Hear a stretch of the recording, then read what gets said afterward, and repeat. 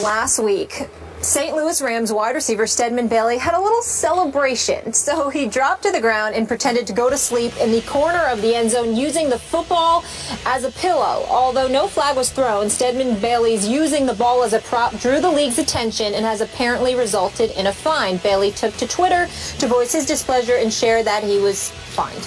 Bailey tweeting this and later deleting, hashtag NFL fines suck. I meant no harm by what I did. Shaking my head. Stephen A., should end zone celebrations be allowed? Yeah, it should. I think anything excessive is harmful, and I think anything excessive shouldn't be allowed. But I don't believe that it should be as restrictive as it is. And I think that, see, when I bring stuff like this up, I almost hate, Skip, to discuss subjects like this, because when I go along cultural lines, then people get into race and all of that stuff, and they find themselves incredibly uncomfortable with what I have to say. But I'm going to speak truth.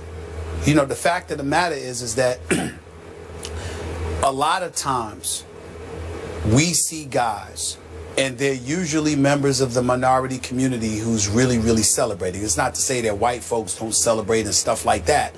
But by and large, most of the time you see folks celebrating and whatever. They're doing things and they're bringing attention to themselves.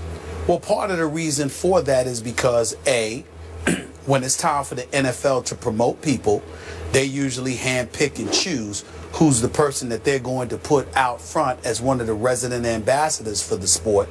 So when guys have an opportunity to market themselves where folks on Madison Avenue can take notice who don't necessarily need the permission of the NFL in order to promote a particular athlete, that gives an athlete an opportunity to bring some shine and attention to themselves and ultimately capitalize off of it. So we understand that element. The other element, Skip, Molly, is this. It's amazing, whether it be on the collegiate level or beyond, how we pluck individuals from these community, deprived, desolate, impoverished, obviously devoid of acceptance, of love, affection, of recognition in a lot of instances, and find themselves in a position where they get to just exhale and express themselves. And yet, when people feel it gets out of hand, you all of a sudden implement and incorporate rules and regulations that ultimately eradicate all of it, as opposed to simply saying to them, calm down. There's no reason to pull a Sharpie out of your socks or whatever and write on a football. No, there's no reason for T.O. to run to the star of the Dallas Cowboys and, and just celebrate himself, knowing that could incite violence from the Dallas Cowboys beyond actually playing on the football field. But if you're doing, if you're imitating prime time, if you're celebrating in the end zone and doing a little quick dance or whatever the case may be when you score a touchdown, what's the harm in that? I, for one, get disgusted when I see anybody celebrating before getting into the end zone, because I see a guy celebrating a first down and then the very next play there's a fumble or an interception that occurs, because that says to me you're celebrating prematurely because the job wasn't finished. But if it's a tight game and you get into the end zone, or, and you decide to celebrate, as long as it's not excessive, I don't see any problem with it. And I do understand that it's open to interpretation as to what is excessive and what is not. But you got guys that sit up there and they spike the ball and they do a little dance. And in one arena with Martellus Bennett celebrating when Jay Cutler threw him that touchdown pass, there's no penalty. And in another stadium, a particular referee says, no, that's a penalty. I don't understand stuff like that. And I think that we can exercise common sense and understand when something is a celebration of what you accomplished as opposed to sticking it in somebody's face. I can understand us policing, antagonizing an opponent and bloviating in his face in a disrespectful fashion. That should always be penalized. But if you're celebrating something that you accomplished and your team accomplished and it's relatively quick and devoid of excessive behavior, I see no problem with it whatsoever. And the fact that if that is a problem to some, doesn't speak to the celebration to me. It speaks to the level of institutional control leagues are hell-bent on acquiring and maintaining. And I think that speaks to a bigger issue that nobody wants to talk about, which is control, and that turns me off. Stephen A., real quick, before we get Skip's take on this, do you deem what Stedman Bailey did, taking the nap, sleeping on the job, as excessive? No, because it was really quick. Okay. Because it was really quick, and he stayed there for more than a couple of seconds, maybe. But it was really quick, and he got right up. I don't see a problem with it. Perfect. Just want to be clear on that, Skip. Let me address your original point, and I appreciate you bringing it up, because it plays in our conversation here. I appreciate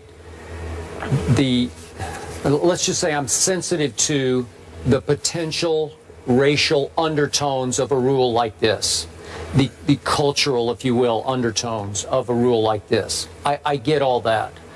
But my question back to you is the NFL not as popular as ever? It is. It seems to gain popularity by the weekend, by the Sunday and the Monday night. And you can call me old school. This isn't about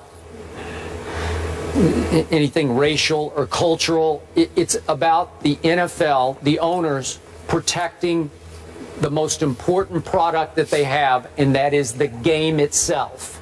And look, I'll be the first to admit that I was there the night T.O. signed the football with the Sharpie and took it to the box.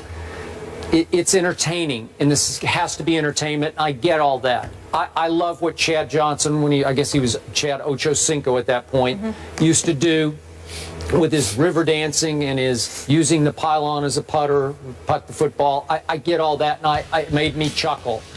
I appreciated it because it's inspired entertainment. And Chad's a gifted entertainer to me. But Stephen A., you cannot throw open this Pandora's box, because it would ultimately start to threaten the game. Because you say, you're forcing the referees to gauge, did that go on too long? And be subjective about it. Should we throw a flag on that one because he only slept on the football for like 24 seconds? Or did he go too far? What happens is when you throw this open and you have no rules against celebrating, then what happens is you risk that players start to upstage the game of football with over-the-top, can you top this, choreographed, rehearsed skits. That's what Chad was getting to. He was trying to top himself. How do I outdo myself? And he said he would stand in front of the mirror and practice the skit. Well, how do you regulate that? How do you stop that if it goes too far? Well, if you open Pandora's box, you can't say, well, he can do his for 22 seconds, but he can't do his for 31 seconds. I don't know how you stop it, so they say, well, you can go back to your bench area and celebrate if you want to. I don't know. I've even thought about, could you allow teams 2 end-zone celebrations per game, 3 per game? I don't know. You just can't regulate it, Stephen A., and the game is great without it. It's entertaining enough without it. Would it add a little icing to the greatest cake in the world? I guess you could say that it would, but it's no shot at the players who are more prone to celebrate than other players. Well, Skip, I think that you're missing my point. In no way am I saying that the rule itself, these rules itself, was implemented and directed, towards minorities playing in the game. That's not what I'm saying. Okay. What I'm saying is that indiscriminately, it has an effect on a particular culture of individuals because they're the ones primarily doing it. When Rob Gronkowski celebrates, I have yet to see him get penalized. Now, I don't know if that's the truth or not, and whether or not it's happened. I'm saying that I haven't seen it. But it's just one big spike, right? I'm saying, well, you know what? But listen, he's done a few things other than just spike. Let's be clear about it. I have no problem with it. But we also have to recognize this. I'm tired of hearing the argument that the NFL is number one, that it's more popular than anything is an excuse. We want to protect it. Well, Skip, what helped make the game popular? First of all, I don't think it would be as popular if there were 82 games a year. Okay? It's the fact that it's 16. It's the fact that it's 17 weeks in the season. It's the fact that it's every Sunday. It's an event. every week rather, whether it's Thursday, Sunday, or Monday. It's an event. And so because of it, that contributes to it. But I remember Billy White Shoes Johnson. I remember primetime Deion Sanders. I didn't think that they hurt the game. I thought they helped elevate the popularity of the game. And even in this day and age, I don't think the calls against celebrations are consistent. I just highlighted how Martellus Bennett wasn't penalized, but a couple of other guys, I don't recall which ones, but I remember watching them this weekend, they were penalized. I'm simply pointing out there's no consistency, there's no rhyme or reason to it. It seems to be at the discretion of the official, depending on which stadium you're in on a particular Sunday, Monday, or Thursday.